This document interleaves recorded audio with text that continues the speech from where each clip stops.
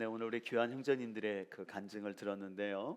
오늘은 복음의 두 가지 그림 언어, 침례와 주의 만찬이라는 제목으로 함께 은혜를 나누도록 하겠습니다.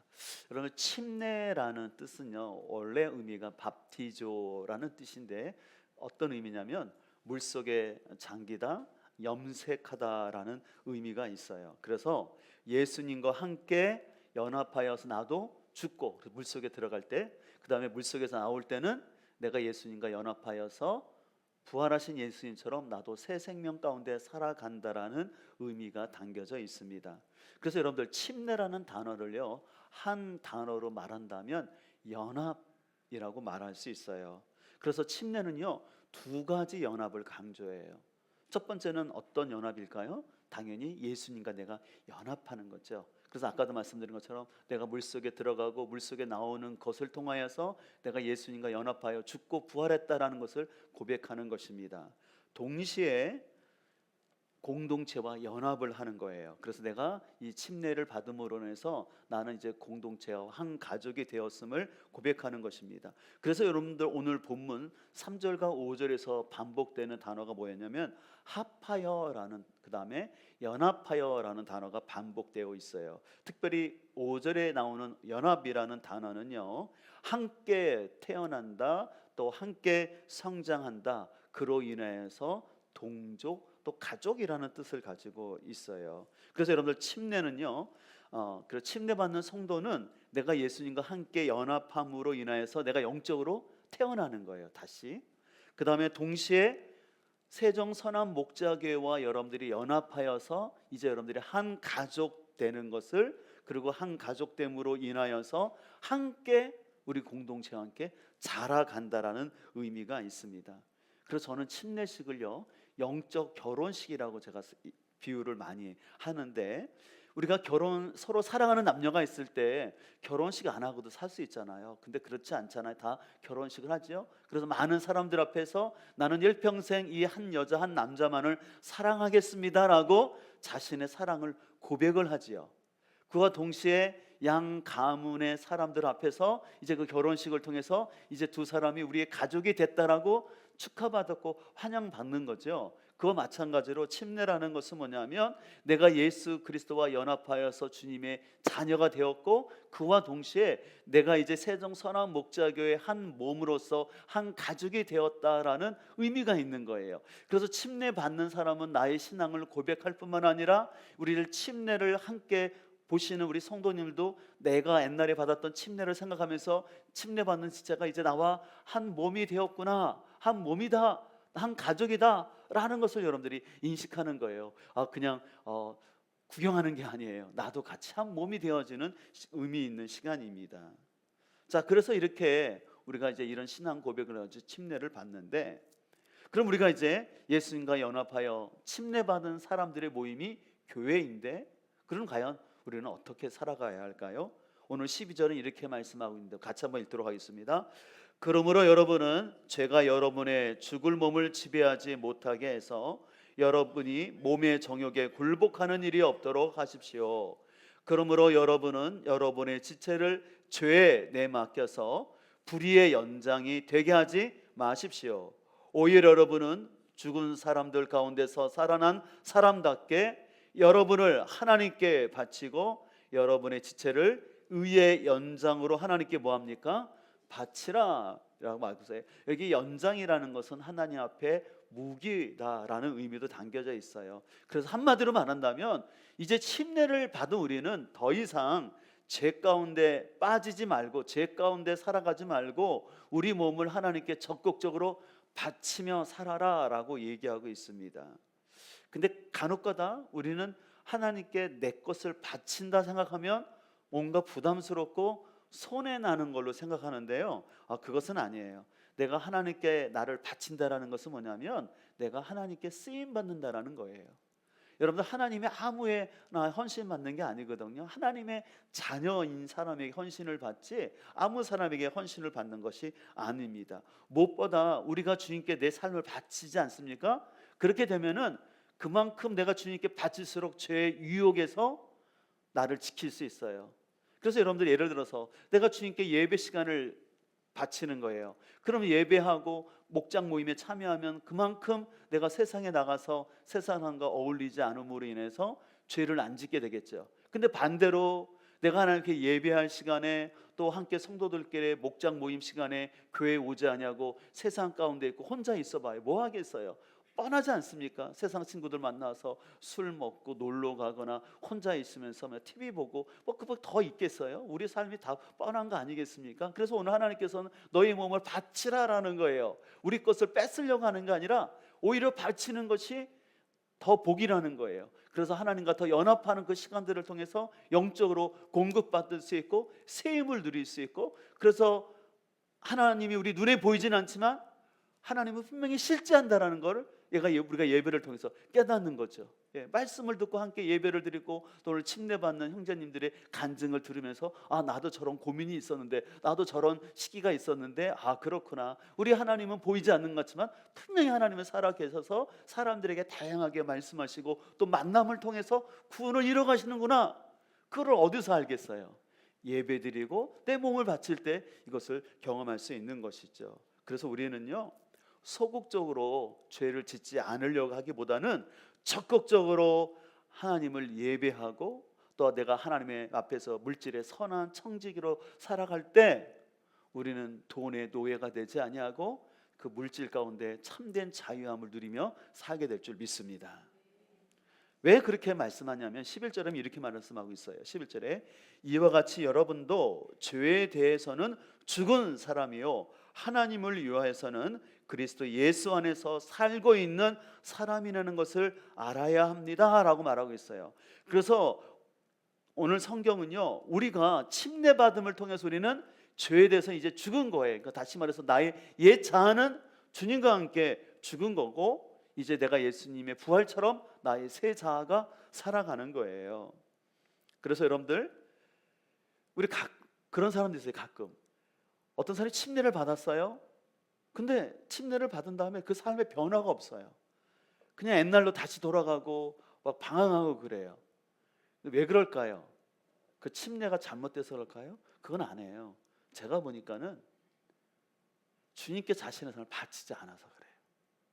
적극적으로 나는 옛 자아는 죽었고 나는 주님께 새로운 존재로서 주님께 바치는 삶을, 주님과 함께하는 삶을 살아가면 그 삶이 계속 변화갈 텐데, 침례식을 하나의 이벤트나 하나의 종교적 행위로 생각하고 그냥 침례 받은 걸로 끝나버리고 이후에 내 삶과 나의 시간과 물질을 하나님께 드리지 않고 자기가 여전히 주인 되어 살아가니까는 사단이 다시 틈을 타고 들어와 가지고 그 사람을 거꾸로 틀어서 저 사람이 침례를 받은 사람인지 교회 직분을 받은 사람인지 모를 정도로 만들어가는 거예요. 여러분, 사단이 호락호락하지 않아요. 어떻게 하든지 우리를 넘어뜨리려고 하는데, 그래서 오늘 하나님께서는 너희 자신에 대해서는 죽은 자로 여기고 이제 나는 주님과 함께 살아가는 사람이라고 고백하라는 것이에요. 여러분들, 그런 의미에서 한번 따라합시다. 나의 옛 자아는 장래에 지냈고 나의 새 자아는 주님과 결혼했습니다. 여러분, 이해가 되시나요? 그래서 여러분들 어떻게 보면 오늘 이 침례탕에 들어가는 거 있죠? 우리 형제님들 오늘 장례식이에요.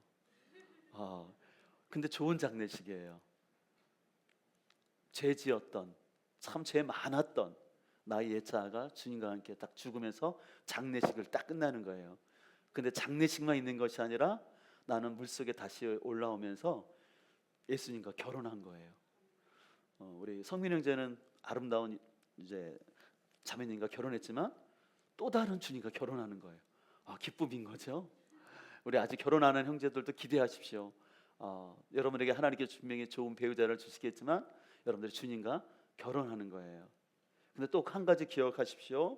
우리는 주님과 결혼할 뿐만 아니라 우리 공동체와 함께 결혼하는 거예요. 그래서 한번 고백합시다. 나의 새 자아는 옆에 사람을 바라보면서 여러분과 결혼했습니다.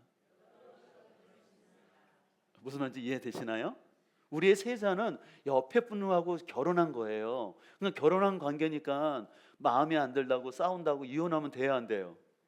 안 되죠. 속상할 때도 있고 서운할 때도 있더라도 그래도 한번 결혼했으면 끝까지 사는 거예요. 그렇죠? 우리 그게 하나님의 법칙인 줄 믿습니다. 그래서 교회라는 것은 여러분 신앙생활 하다 보면은 이런 일도 있고 저런 일도 있어요. 근데 그럴 때마다 어렵다고 기분 나쁘다고 교회 옮기면요, 그건 신앙이 아닌 거예요.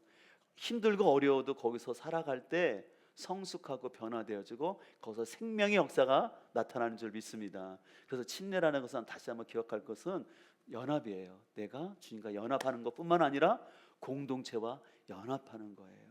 그래서 참 침례가 귀한 의미가 있죠.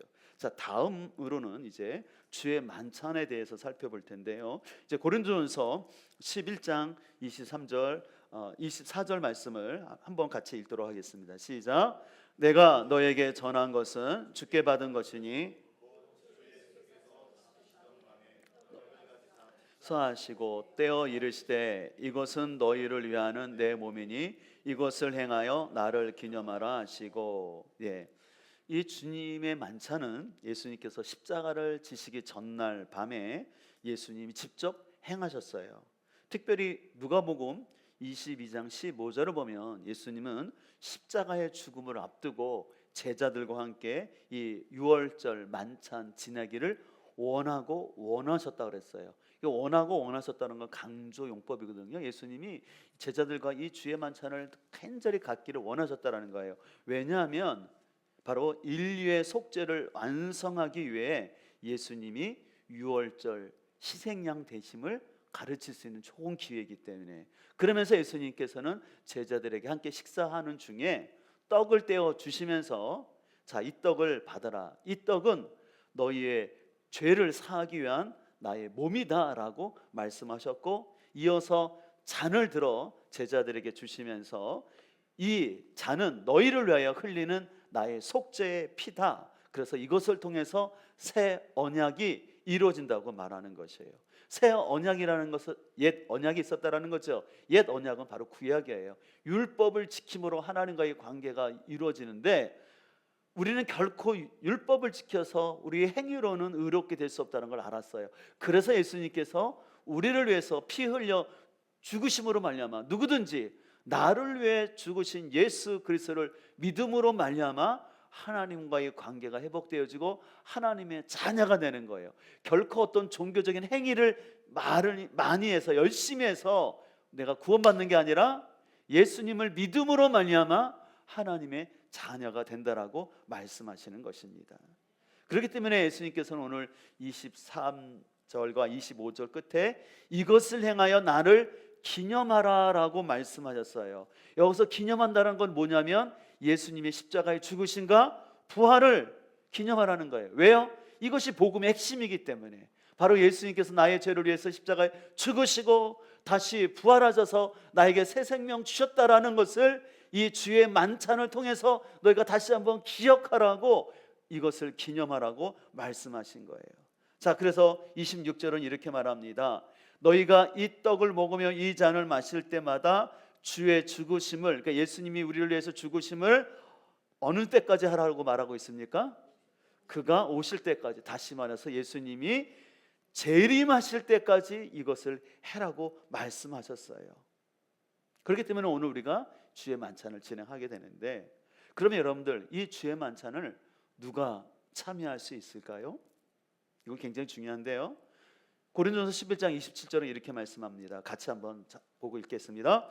그러므로 누구든지 합당하지 않게 주님의 빵을 먹거나 주님의 잔을 마시는 사람은 주님의 몸과 피를 범하는 죄를 짓는 것입니다. 여기 보니까 아무나 참여하면 안 되고 특별히 합당하지 않게 주님의 빵과 잔을 먹으면 안 된다는 거예요. 그러면 여기서 합당하지 않게라는 뜻은 무엇이냐면요, 예수님에 대한 바른 신앙 고백이 없이 그냥 이 주의 만찬이 경건해 보이고 좋아 보이니까는 참여하거나 아니면 누군가 이 주의 만찬에서 배제되는 것을 불쌍히 여기고 불편해서 그냥 아무나 주의 만찬에 참여하라게 하는 것, 그건 아니라는 것이에요. 그럼 누가 주의 만찬에 참여할 수 있냐면 예수님에 대한 바른 신앙 고백이 있어야 되고, 그와 동시에 내가 그리스도와 한 몸 되었다라는 교회에 대한 바른 신앙 고백을 하면서, 그러니까 교회에 내가 멤버가 된다라는 것을 이해하고, 그래서 침례나 세례 받은 사람들이 주의 만찬에 참여할 수 있는 것, 것입니다. 그래서 여러분들 이것을 잘 아셔야 돼요. 교회에서는요, 사람들을 잘 환영하는 자세도 필요하지만 아무나 주의 만찬에 참여할 수 없다라는 배제성에 대해서 잘 가르쳐야 합니다. 근데 한 가지 기억할 것은 이 배제성은 영원한 배제나 차별이 아니라 오히려 교회가 복음의 가치를 소중히 여기고 있음을 보여주는 것이에요. 복음이 소중하기 때문에 구원의 확신 없이, 신앙 고백 없이 참여하면 안 된다는 거. 또 교회가 너무너무 중요한 그리스도의 몸이기 때문에 이 몸에 대한 의식과 관계없이 그냥 주의 만찬에 참여하면 안 된다는 것이에요. 그래서 우리는 이 주의 만찬을 통해서 이 주의 만찬에 참여하지 못하고 있는 배제된 사람들로 하여금 다시 한번 복음을 깨닫게 하고 교회의 공동체가 얼마나 소중하다는 것을 알게 하여서 그들에게 예수님을 영접하고 침례받을 수 있도록 도전하는 시간입니다. 그래서 오늘 주의 만찬을 진행할 텐데 주의 만찬에 참여하지 못하는 분들은 여러분들 소외라고 생각하지 마시고 나도 정확하게 주의 복음을 깨달아서 나도 침례받고 이 주의 만찬 한몸됨을 누리는 이 시간에 참여하겠다라는 도전의 시간 될 수 있기를 주의 이름으로 축복합니다. 그렇기 때문에 여러분들 이 주의 만찬은요, 같은 신앙을 고백하는 성도들의 함께한 자리가 아닌 어떤 정교인 수련회나 목장 모임, 어떤 특별한 세미나 시간에 하면 안 돼요. 여러분 이번에 정교인 수련회 너무 은혜스럽고 분위기 좋았잖아요. 근데 그 분위기 좋다고 거기서 우리끼리 주의 만찬하면 될까요, 안 될까요? 그럼 왜 안 됩니까? 거기서 해도 되잖아요. 우리 같이 교회니까. 왜 안 돼요? 전체가 모인 게 아니잖아요. 우리 세종 선한목장의 공동체가 한 곳에서 다 모인 것이 아니라 어떻게 보면 반만 참여했잖아요. 그렇기 때문에 거기서는 할 수가 없는 거예요. 그리고 목장에서도 자체적으로 주의 만찬하는 것은 비성경적인 모습이에요. 그렇기 때문에 여러분들 우리는 이 주의 만찬을 통해서 우리는 우리가 예수님을 함께 신앙 고백하는 한 백성이면서 우리가 동시에 한 몸이기 때문에 서로에 대한, 다시 말해서 교회 성도로서 책임과 의무를 다하겠습니다라는 의미가 주의 만찬 속에 담겨져 있다라는 것이에요. 그래서 우리가 주의 만찬할 때 우리 교회에서는 떡빵 하나를 크게 뜯잖아요. 그게 뭐냐면 예전에는 이렇게 미술이 카스테라를 이렇게 준비하는 것도 있는데 그건 나쁜 건 아니지만 좀 더 성경적 의미를 살리기 위해서 큰 떡 하나를 이렇게 찢는 거예요. 그 찢은 걸 나누면서 우리가 한 몸이라는 것을 경험하는 것입니다. 자, 근데 한 가지, 주의 만찬을 참여할 때 28절의 말씀을 잘 이해해야 되는데 어떤 분들은 28절을 잘못 이해하는 분들이 있는데 28절을 보게 되면 사람이 자기를 살피고 그 후에야 이 떡을 먹고 이 잔을 마실지니 라고 말씀하고 있는데요, 여기서 자기를 살피고라는 것은 윤리적이고 도덕적 관점에서 죄를 짓지 않거나 흠이 없다라는 의미가 아닙니다. 이 문맥에서 본다면 이 자기를 살피고라는 것은 뭐냐면 이 주의 만찬 때는 식사를 같이 했거든요. 근데 고린도 교회에서는요, 부자들이 자기 음식을 먼저 싸우고 난 다음에 가난한 성도들, 노예들은 늦게까지 일하고 왔거든요. 근데 자기들끼리 부자들이 먼저 먹은 거예요. 그러니까 음식들을 먼저 다 먹으니까 나중에 온 가난한 성도들은 먹을 게 있었을까요, 없었을까요? 별로 없었겠죠. 그리고 여러분들 음식이라는 게 처음에 딱 세팅돼서 같이 먹는 거랑 누가 다 거의 먹은 다음에 한 3분의 1쯤 남겨놔서 음식이 막 지저분한 상태에서 먹었을 때 그 기분이 틀리잖아요. 그래서 사도 바울은 그 얘기를 하는 거예요. 여러분들 주에 만찬할 때 여러분들 다른 사람 배려하지 못하고 여러분들만 이기적으로 그렇게 부자들만 모여서 먼저 먹는 거, 그런 행동을 살펴서 그런 것들을 반성하고 내가 그리스도의 한 몸인데 한 몸된 지체로서 다른 사람을 배려하지 못했던 것을 돌아보면서 하나님 앞에 돌이키면서 하라는 것이에요. 근데 이 말씀을 과거의 한국교회에서는 너무 개인적 윤리 차원으로 접근해서 뭐 내가 어떤 누구를 미워했거나 아니면 뭐 성주에 만찬하는 그 주간에 누구랑 좀 안 좋은 일이 있었거나 아니면 죄를 범했으면 이거 참여하면 안 된다라고 이렇게 교육을 받았어요. 저도 그렇게 받았어요. 그러다 보니까 주의 만찬 때 오면은 이렇게 잔을 안 받고 패스했던 기억이 나요. 근데 그 의도는 이해는 하지만 성경적 의미여서 자기를 살피라는 것은 내가 흠이 없고 완벽해야지 참여한다는 게 아니라 주의 만찬을 함께 나누는 이 공동체에 대한 관심과 사랑을 기억하면서 내가 혹시 내 말로 나의 행동으로 누군가에게 상처나 아픔을 주는 것이 있는지 생각해 보면서 그런 일이 있다면 주의 만찬에 참여하면서 하나님, 제가 이렇게 부족해서 제 말과 행동으로 다른 사람에게 이렇게 했는데 주님, 제가 지체된 사람들에게 상처 주지 않도록 제 자신이 더욱더 조심하겠습니다. 그리고 그 사람에게 다른 상처 준 사람이 있다면 그래서 제가 잘못했다고, 내가 그때 내가 무심코 이렇게 했는데 그런 말과 행동이 당신에게 상처가 됐다면 용서를 구한다라고 이렇게 얘기하면서 더욱더 그 공동체에 대한 사랑을 표현하는 마음으로 참여하는 게 주의 만찬이라는 것이에요. 그렇기 때문에 여러분들 다시 한번 기억할 것은 주의 만찬은 흠이 없어서가 아니라 오히려 우리가 연약하고 부족하기 때문에 주님의 은혜를 구하면서 적극적으로 참여해야 될 줄 믿습니다. 그래서 주님, 저는 참 부족한 사람입니다. 그러나 저를 위해서 예수님이 죽으셔서 저를 의롭다 칭하여 주시니 감사합니다. 그 은혜에 감사하여서 제가 이 주의 만찬에 참여하면서 주님, 저를 한 가족으로 한 몸으로 세워주신 교회에 대한 사랑과 관심을 갖게 하여 주옵소서. 그 마음으로 참여하는 것입니다. 자, 지금까지 이제 제가 침례와 주의 만찬에 대해서 설명을 했는데요. 여러분들, 침례와 주의 만찬의 좀 공통점과 차이점이 그렇다면 뭔지 아실까요? 공통점이 느껴지지 않나요? 첫 번째 공통점은 뭐냐면요, 침례와 주의 만찬 다 주님이 명령하셨어요. 이것은 꼭 행하라고 주님이 직접 명령하셨고 주님이 그것을 시행하셨다라는 것입니다. 또 한 가지 공통점은요, 침례와 주의 만찬은 개인이 하는 것이 아니라 교회 공동체가 이것을 행한다라는 것이에요. 무엇보다 이 침례와 주의 만찬은 둘 다 복음의 진리를 잘 보여주고 있다는 거예요. 둘 다 예수님의 죽음과 부활을 잘 보여주고 있는, 그리고 또 그와 동시에 우리가 주님과 연합됨을, 또 동시에 공동체와 연합됨을 보여주는 공통점이 있어요. 그러면 어떤 차이점이 있을까요, 여러분들? 이건 여러분들이 한번 마음속에 답을 해보실까요? 침례와 주의 만찬의 차이점, 제가 공통점을 말씀드렸다면 차이점은 뭘까요?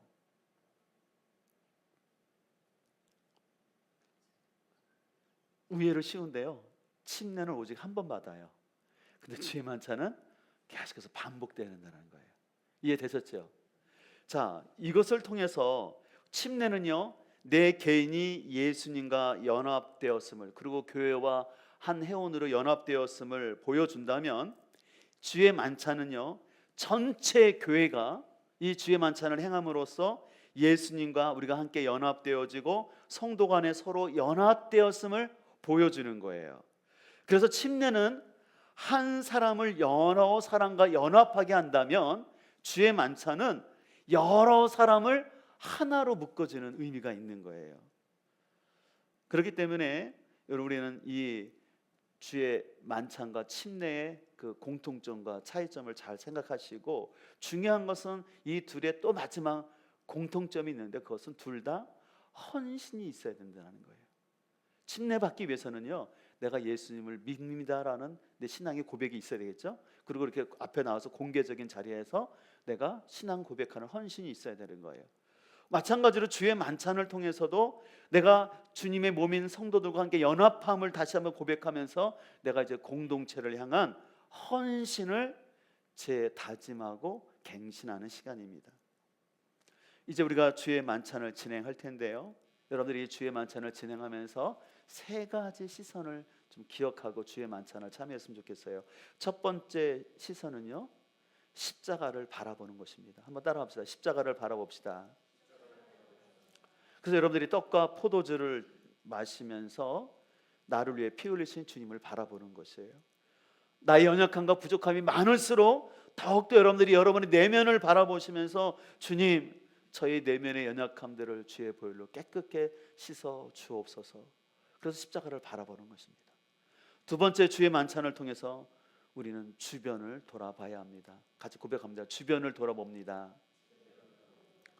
아까도 말한 것처럼 주의 만찬은 소그룹이나 개인이 하는 것이 아니라 교회 전체가 모인 자리에서 하는 거예요. 그래서 하나됨을 이루는 시간입니다. 그래서 내가 다른 사람들에게 혹시라도 아까 말씀드린 잘못한 건 없는지 돌이켜보면서, 무례하게 행동한 것은 없는지를 회개하면서, 그러면서 내가 한 몸 된 교회를 위해서 내가 순종하고 또 내가 함께 해야 할 것이 무엇인지 교회를 돌아보는 거예요.